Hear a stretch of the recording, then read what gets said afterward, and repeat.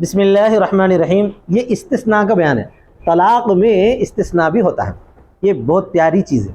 کیا ہے یہ؟ بہت پیاری چیز.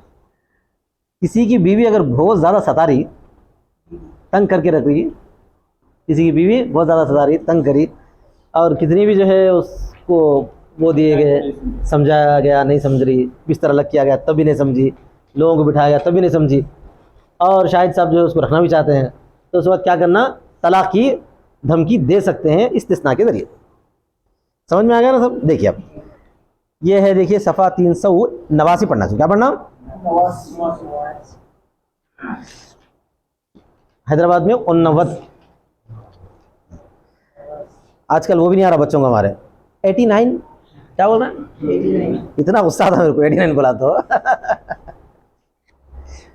استثناء کے بیان میں وَإِذَا قَالَ لِامْرَأَتِهِ، اور جب کہا اپنی بیوی سے. کون کہا؟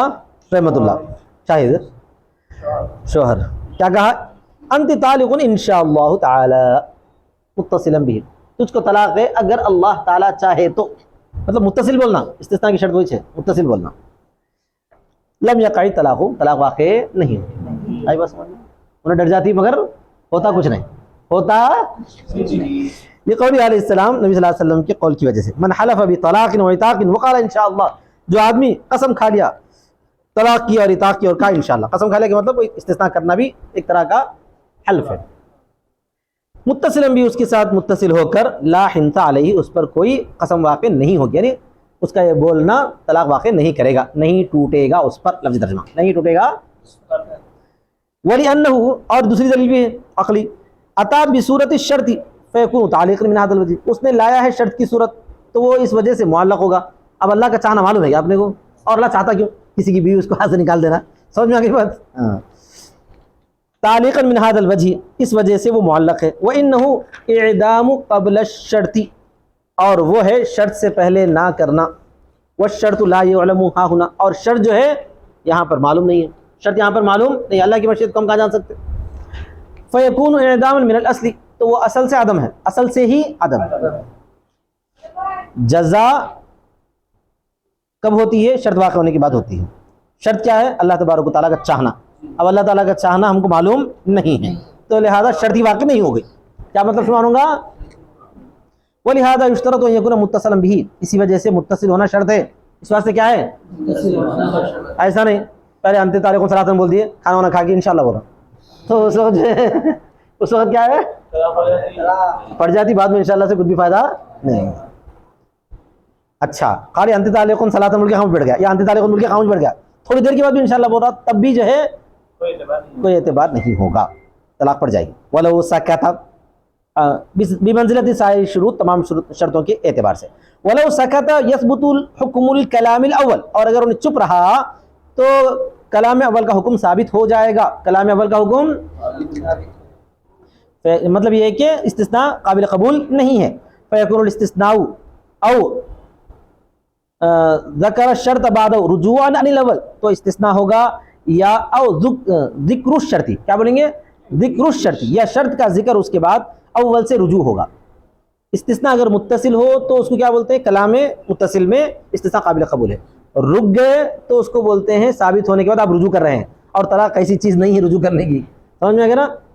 کیا ہے وہ؟ تیر ہے، گولی ہے، نکلنے کے بعد پھر واپس آ سکتی. نہیں تھپا لے کے واپس منہ میں ٹھوس دے رہے، ایسا نہیں ہونے والا ہے. سمجھ میں آ گئی نا بات؟ اول سے رجوع کرنا ہوگا، لہذا اس کا کوئی اعتبار نہیں. وَقَذَا، یہاں پہ اور ایک مسئلہ، اذا ماتت قبل قول انشاءاللہ تعالی، کون مر گئی؟ بیوی مر گئی. شاید میں غصے میں آ گیا اپنی بیگم کو جو ہے انت طالق ثلاثا بولے تک انہیں ہاں بولی، فوراً مر گئی. انشاءاللہ بولنے سے پہلے انشاءاللہ بولنے سے پہلے مر گئی، تو کیا ہوں گا؟ بیوی رہ کے مری، اور فائدہ شاہد کچھ ہے یہاں پہ، یعنی اس کی وراثت ان کو ملتی اس کی وراثت. اسی طرح جب مر گئی وہ ان کے قول انشاءاللہ تعالیٰ سے پہلے، لأن بالاستثناء خروج الكلام من ان يكون ایجابا، اس لیے کہ استثناء سے خرج الکلام من ان يكون ایجابا، کلام نکل گیا ایجاب ہونے سے. والموت ينافى الموجب دون المبتل، اور موت جو ہے موجب کو روکتی ہے، مبتل کو نہیں روکتی ہے.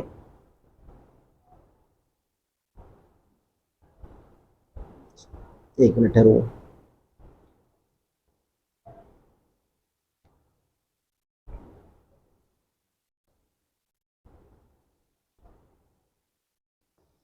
میں الٹا بول دیا وَكَذَا إِذَا مَاتَتْ قَبْلَ قَوْلِ انشاءاللہ، اسی طرح جب وہ مر گئی اس کے قول انشاءاللہ سے پہلے پہلے کا مطلب یہ ہے کہ اس موقع پر بھی طلاق پڑ جائے گی، اس موقع پر بھی طلاق پڑ جائے گی، اس سے اوپر والے سے تعلق ہے، یہ نیچے والے سے نہیں ہے۔ کیا مطلب ہے؟ مطلب یہ کہ استثناء سے کلام نکل گیا ایجاب کرنے والا ہونے سے، سمجھ میں آ گیا نا؟ طلاق ابھی نہیں پڑی، انہوں یہ بولے تک انہیں مر گئی تھی بیچاری، انہیں بولے تک مر گئی تھی، تو جو ہے اس وقت کیا ہوں گا بھائی؟ طلاق نہیں پڑے گی۔ سمجھ میں آ گیا نا سب؟ اس لیے کہ استثناء کے ذریعے کلام نکل گیا ہے اس بات سے کہ وہ واجب کرنے والا ہو، اس واسطے کہ وہ واجب کرنے والا ہو، کیونکہ طلاق نہیں پڑی نا۔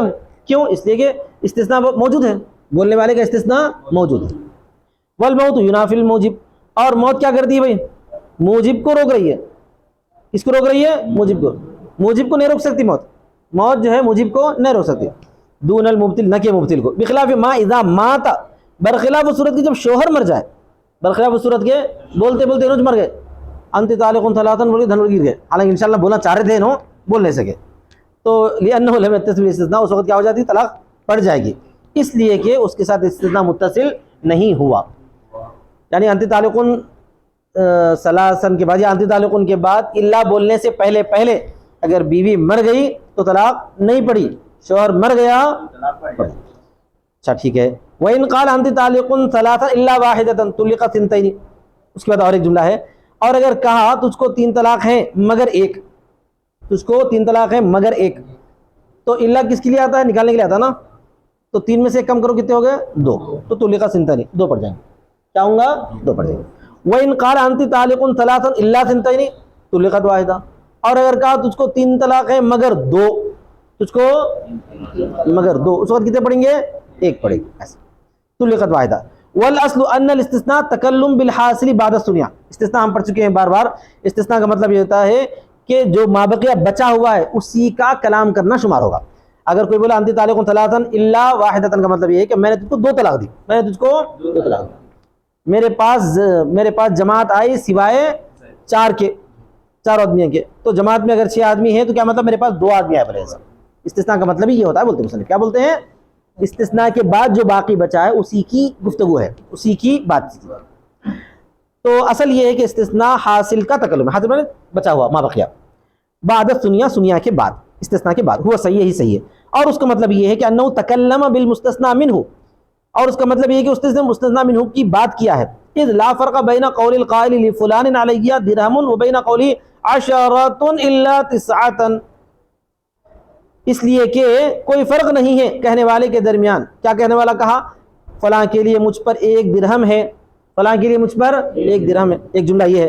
دوسرا، اور اس کے درمیان کہ اس کا قول ہے 10 الا 9، فلاں کے لیے مجھ پر 10 ہیں مگر 9، کیا مطلب؟ 1 درہم 6، جیسے اللہ تعالیٰ نے قرآن مجید میں فرمایا ہم نے نوح علیہ السلام کو ان کی قوم کی طرف بھیجا 1000 مگر 50، کیا مطلب؟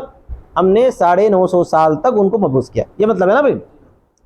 فیصح استثناء البعض من الجملتی، لہذا بعض کا استثناء صحیح ہے جملے سے، بعض کا استثناء صحیح ہے۔ کسی کو اگر آپ 1 روپیہ دینے کا ہے اس کو یہ بول سکتے میں تجھ کو 10 روپے دینے کا ہوں مگر 9، کیا بول سکتے ہیں؟ تو بعض کا استثناء صحیح ہے مجموعے سے، بولو لأنه يبقى التکلم بالبعض، اس لیے کہ تکلم باقی رہے گا بعض کے ساتھ اس کے بعد۔ ولا استثناء الکل من الکل، ہاں یہ بات سمجھنا، کل کا استثناء کل سے نہیں کر سکتے، تجھ کو 3 طلاق ہے مگر 3، تجھ کو 3 طلاق ہے تو کیا ہو جاتا ہے؟ کل کا استثناء کل سے ہوتا ہے، 3 طلاقیں پڑ جاتی، وہ مگر کچھ بھی نہیں رہتا۔ یہ بات سمجھ میں، یہ یاد رکھو، آیا سمجھ میں؟ کیا کل کا استثناء صحیح نہیں ہے، بعض کا استثناء کل سے صحیح ہے، ٹھیک ہے نا؟ لأنه لا يبقى بعده شيء، اس لیے کہ اس کے بعد کوئی چیز باقی نہیں رہتی ہے تاکہ اس کا تکلم کیا جائے۔ وصارفا لللفظ الیہ، اور اس کی طرف لفظ کو پھیرا جائے، لفظ کو اس کی طرف پھیرا جائے، لہذا کل کا استثناء کبھی بھی صحیح نہیں ہے۔ وانما يصح الاستثناء اذا كان موصولا، اور دوسری بات استثناء صحیح ہے اس وقت جبکہ وہ موصول ہو، جبکہ وہ مطلب متصل رہنا، کیا رہنا؟ متصل رہنا،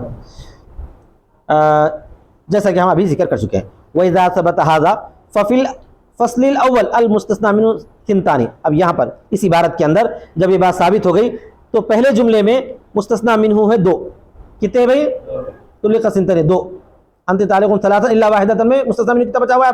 तीन में से एक चली गई ना, दो बचे हुए हैं, तो मुस्तस्ना मिन्हु क्या बोलेंगे अब? दो बोलेंगे।